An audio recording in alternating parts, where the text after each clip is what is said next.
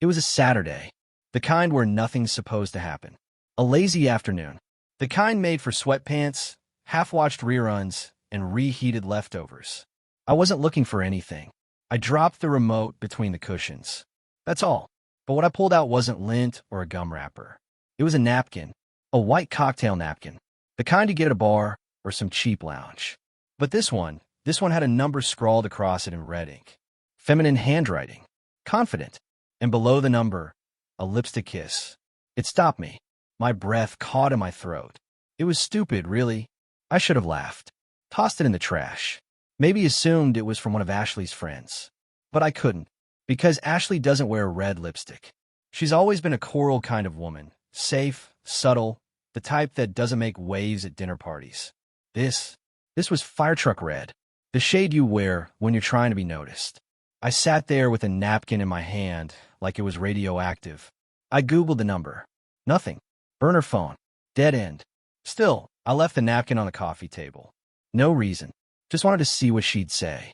Ashley came home around 5:30, hair in her usual messy bun, grocery bags dangling from both hands. She looked like she always did. Comfortable. Familiar. She saw the napkin immediately. Her eyes flicked to it, then to me. "What's that?" she asked too casually. I shrugged. Found it under the couch. She gave a nervous little chuckle. Weird. Probably from that game night we had months ago. Only we hadn't had anyone over in 2 months. Still, I didn't push. Just smile like I bought it. Like the napkin didn't feel like a nail being driven into my chest. That night, she kissed me like always. Rolled over. Slept peacefully. Meanwhile, I lay there awake, the words spinning through my brain. Probably from game night. The next morning, I went for a jog. I don't jog. I just needed an excuse to be out. To breathe. To think. I checked the couch again when I got back. Nothing else. No more napkins. No receipts. No receipts that said, "Hey man, just a reminder, she's not yours anymore." But the napkin, I kept it. Slid into my wallet. Right behind my driver's license. I wasn't proud of what I did next. But betrayal doesn't hand you a manual. Just a sick feeling in your stomach and a growing itch that won't let you sleep. Ashley was in the shower when I made my move. Her purse was on the dresser. Normally, I wouldn't touch it. But normal was long gone. Inside I found the usual. Mint gum, sunglasses, the receipt for Thai food she never brought home. And then a compact mirror. I opened it. Red lipstick. Same shade as the kiss on the napkin. I snapped it shut and put it back like I hadn't seen anything. My hands were shaking. I wasn't even angry yet. I was something worse, aware. Her phone was charging on the nightstand. Locked, of course. But Ashley wasn't creative. She used our anniversary as a passcode. For digits. I tapped them in. Access granted. I wasn't digging for dirt. I was hoping to find something that proved I was wrong. Instead, I found Carla. Carla was a co-worker. Friendly. Harmless. Or so I thought. But the text didn't read like normal co-worker chatter. No office banter. No memes. Just this. Same place. Same room. Don't park out front. Wine or whiskey tonight? You still wearing that bathrobe from last time? The bottom dropped out of my chest. The worst part? There was a photo. A mirror selfie. Ashley. Bathrobe. Wine glass. Background. Generic hotel bathroom. That night, she told me she was at yoga. Yoga doesn't have mini bars. I put the phone down. Stepped outside. Took a long breath like I was about to be pulled under. Ashley came downstairs 20 minutes later. Hair wet. Wrapped in a towel. She smiled at me like nothing had shifted, like I hadn't just seen the other version of her life. "You okay?" she asked. I forced a smile. "Just thinking about work." She nodded and hummed something as she made her way into the kitchen. She always hums when she's hiding something. She thinks it makes the silence seem normal. But the silence in our house wasn't normal anymore. It was haunted. That Tuesday, I came home early. No warning. No texts. Just walked in quiet. The house was spotless. Too spotless. Candles flickering. Jazz music humming low from the Bluetooth speaker. Pasta on the stove. She was in the kitchen, barefoot, wearing my old college hoodie, the one she only wore when she wanted to remind me who we used to be. She looked up, startled but smiling. "Hey, surprise early night?" I nodded. "Beat traffic." She beamed.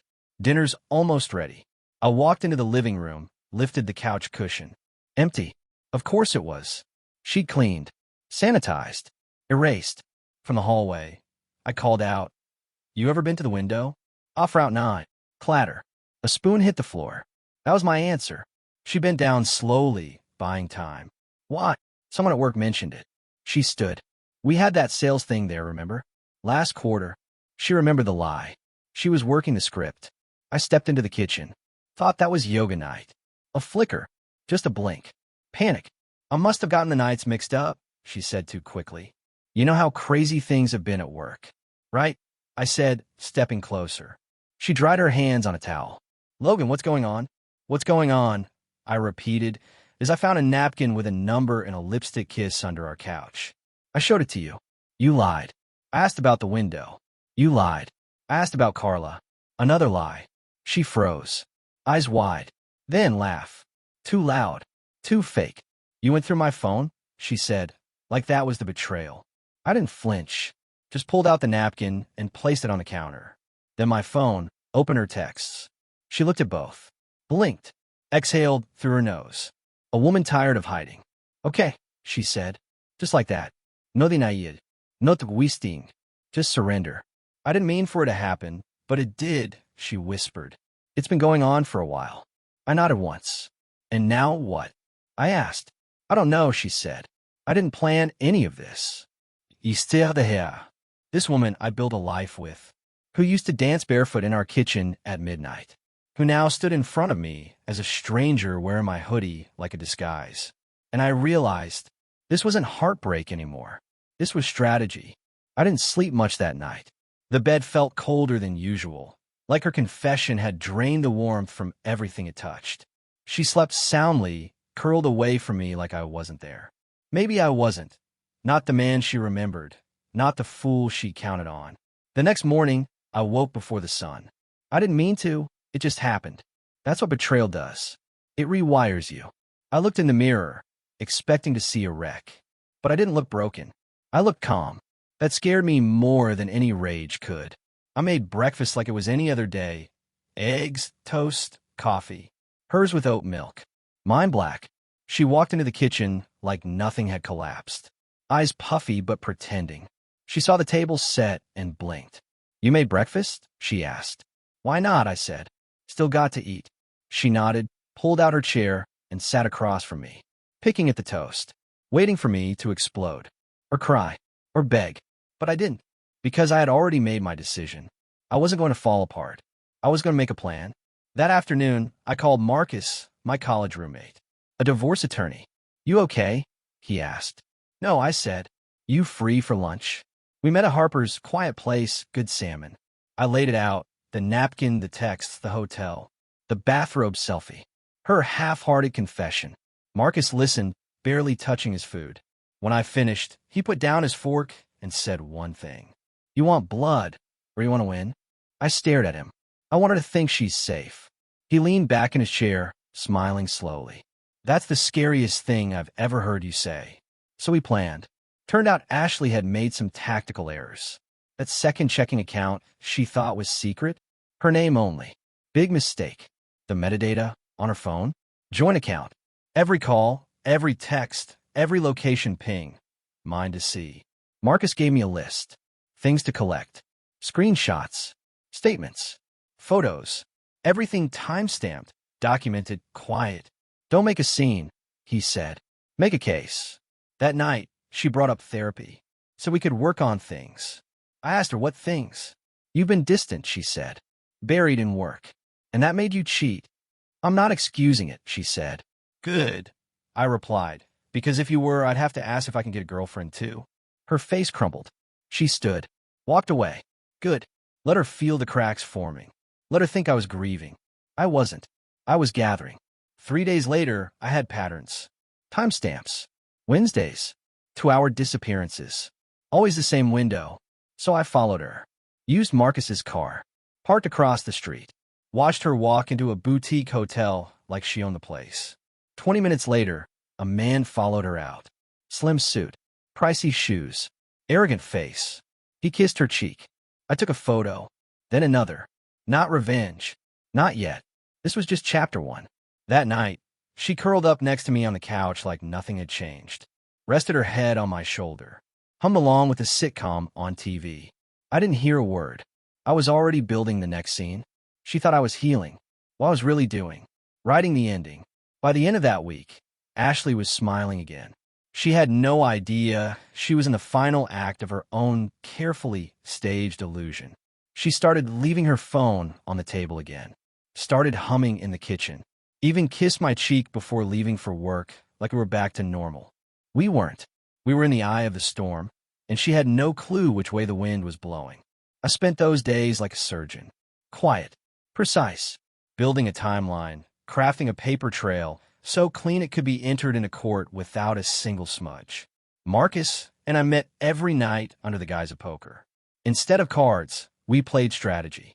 Phone logs, GPS metadata, credit card receipts, hotel timestamps, an Amazon order for men's cologne delivered to her office.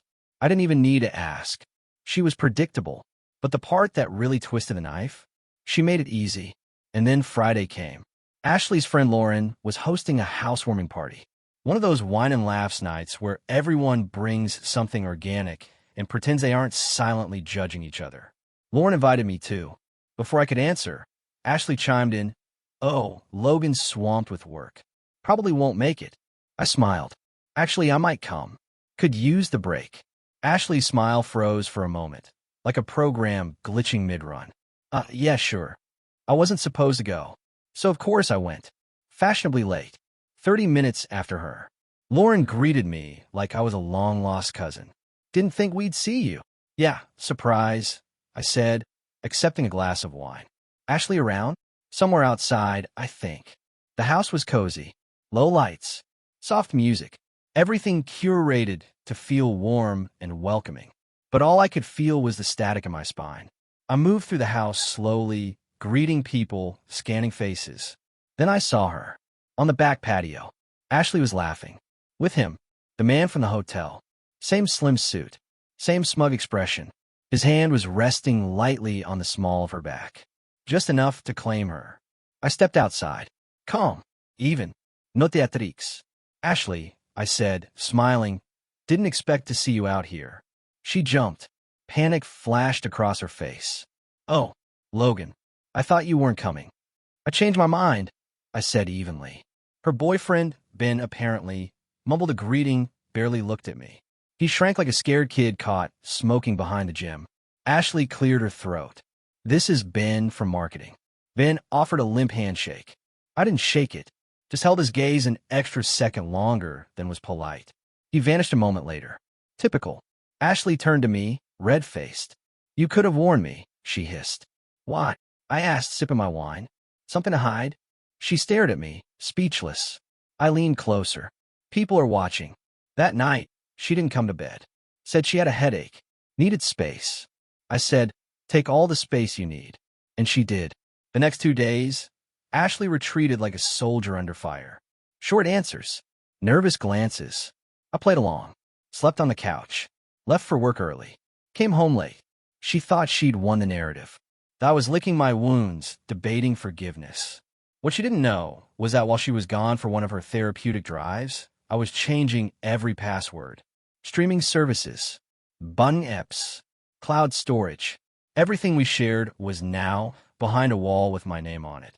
Because I wasn't just planning to leave her. I was planning to erase her. That Monday, I delivered an envelope to her office. No return address. Inside, photographs, screenshots, bank statements, a curated collection of her betrayal, printed and bound like a private exhibit. On the top page, a single sticky note. "Thought you should know what you're worth to him." Spoiler, not much. No signature. I didn't need one. When I got home that evening, she was waiting. Eyes red, face pale. "You sent it," she said. I didn't reply. "Why?" Her voice cracked. "Why would you do that?" "Why?" I repeated. "Ashley, you handed me the matches. I just lit them." She moved toward me. "I told you I didn't want to hurt you. You accomplished it anyway." She covered her face with her hands. "He said he'd leave his wife," she sobbed. I believed him. I held up my hand. "I'm not your therapist." She froze. You don't get to cry to me about the consequences of your own affair. Her voice dropped to a whisper. So what now? I looked her in the eye, calm as ever. Now? Now I reclaim my life. There's a silence that comes after the bomb drops. It's not peace. It's not forgiveness. It's that hollow, post-collapse, kind of quiet, like a house still standing after the storm, but with all the windows blown out. That's how it felt between us. Ashley moved through the kitchen like a ghost. She stopped humming, stopped talking unless she had to. She looked like she didn't know where to stand anymore in the house she once ruled with ease. I didn't offer comfort, didn't try to fix anything, because I wasn't grieving. I was finishing what I started. She asked me one morning as I poured coffee and scrolled the news, "You're going to leave, aren't you?" I didn't look up. "I'm not going anywhere." She blinked. "You're staying?" I took a sip. "Why wouldn't I?" Her voice lowered, like she was afraid of the answer. "You sent that envelope to humiliate me." "No," I said calmly. "I sent it to wake you up." "Logan, you don't know what you're doing." I looked at her then, steady, cold. "Ashley, you don't know what I've already done." She didn't reply, just stood there, trying to figure out where her control had gone. But control was never hers to begin with. Later that morning, I rinsed my cup, placed it neatly in the sink, grabbed my jacket, and turned toward the door. "You want to check the mail?" I said. "Why?" she asked, confused. I paused. "Start with the bank." And then I walked out. By noon, I was sitting in a sleek office across from our financial advisor. Well, my financial advisor now. Ashley never bothered to check whose name was listed on the business documents. The accounts tied to my side work. The stock portfolios. Turns out when you do the taxes yourself, it's yours by default. Perfectly legal. Perfectly timed. By 2 p.m., half our liquid assets were in a separate holding account. Frozen under review. Locked down. Out of reach. That afternoon, I dropped off 3 more manila envelopes. One went to Ashley's mother, the same woman who once said, "You're the best thing that ever happened to my daughter." The second went to her boss, who had no idea 2 of his employees were using lunch breaks to turn a boutique hotel into a fallout zone. And the third? That one was personal. It went to Ben's wife.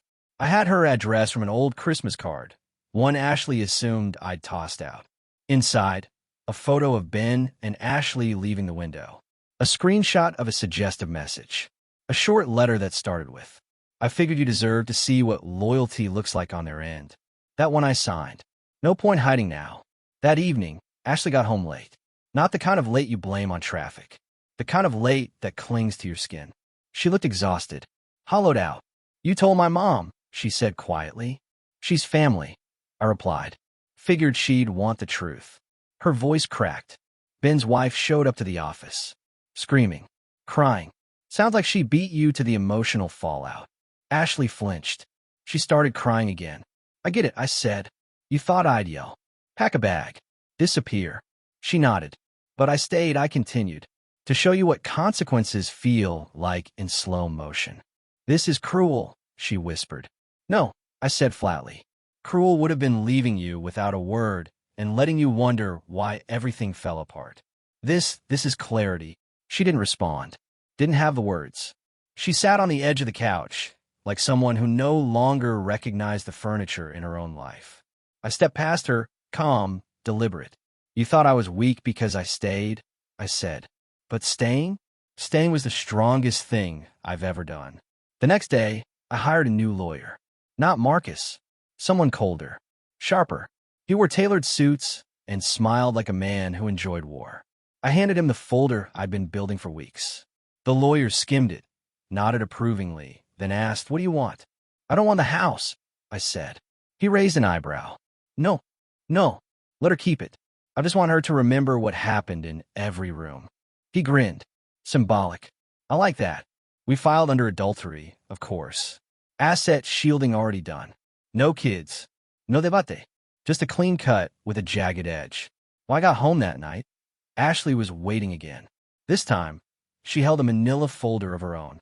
"I spoke to a lawyer," she said. "He said you can't." I cut her off. "Don't finish that sentence unless you want to hear how wrong he is." She blinked. I poured myself a drink. "You were going to leave me," I said. "You just hadn't figured out how to make it look like my fault yet." "I didn't plan this," she whispered. I turned to her. "Ashley, Planning is the only thing you've done. She didn't argue. She couldn't. And as I walked toward the guest room, I stopped in the hallway and said it clearly. You don't get to set fire to someone's life and complain when the smoke follows you. Ashley stopped wearing perfume, stopped dressing up for work, stopped humming in the mornings. I'd come home and find her on the couch, eyes glued to a TV that wasn't even on, like she was trying to disappear into the silence. Her phone barely buzzed anymore. Her friends, the ones who used to flood our weekends with brunch invites and birthday dinners, they weren't calling back. Her mother hadn't spoken to her since she got the envelope. And Ben? Gone. She didn't say it out loud, but I knew. One night, after I got back from the gym, she stood in the kitchen, holding her phone like it had betrayed her. Her hands trembled. He's not answering, she whispered. I didn't ask who. I didn't need to. He blocked me, she added, like it physically hurt to say it. I looked at her for a long moment. The woman who once walked through life with absolute certainty, now reduced to an echo of her former self. Good, I said. That was it. No speech. No PT. Just good. She crumbled for real that night.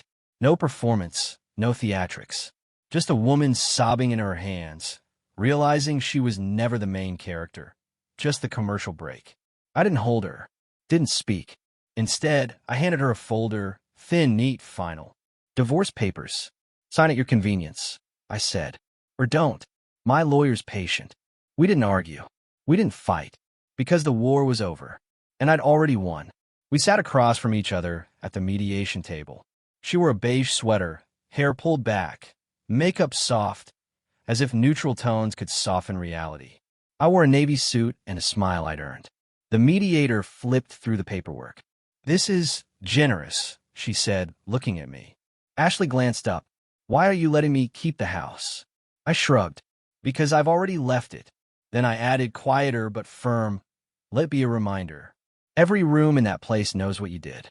You'll never vacuum guilt out of the carpet. Ashley's hands trembled as she signed. I followed. The mediator slid the papers into a folder. You're officially divorced. Ashley blinked. That's it, I said. No smile this time. Just peace. I stood. Didn't look back. Didn't need to. She was the only ghost left in that house. 2 months passed. I ran into her at the grocery store. Ran to mile. Canned soup. She looked faded. Hair flat. Eyes tired. Like someone living in a memory that wouldn't let her go. I, on the other hand, had just come from a gym. Had a date planned that evening. Not a rebound. A real one. Someone who laughed when I made dumb jokes and didn't text behind my back. Ashley glanced at my cart. Fresh fruit, wine, steak. You cooking for someone? She asked. I smiled. Yeah. She paused. You look well. Thanks, I said. Turns out betrayal's a great detox. She nodded slowly, eyes glassy. I made mistakes. No, I said gently. You made decisions. I corrected them. We stood there a moment longer. Then I walked away. No big speech. No bitter closing line. Because I was already gone. Epilogue. Redemption doesn't always come with music swelling or sunlight pouring through a window. Sometimes it's quiet. Sometimes it's as simple as looking in the mirror and seeing yourself. Really seeing yourself for the first time in years. I don't know if Ashley ever found her peace. I'm not sure she ever will. But me? I found mine the moment I realized I didn't need to destroy her to be free. I just had to stop protecting her from the consequences of her own choices. And once I did, I didn't just survive. I started living again.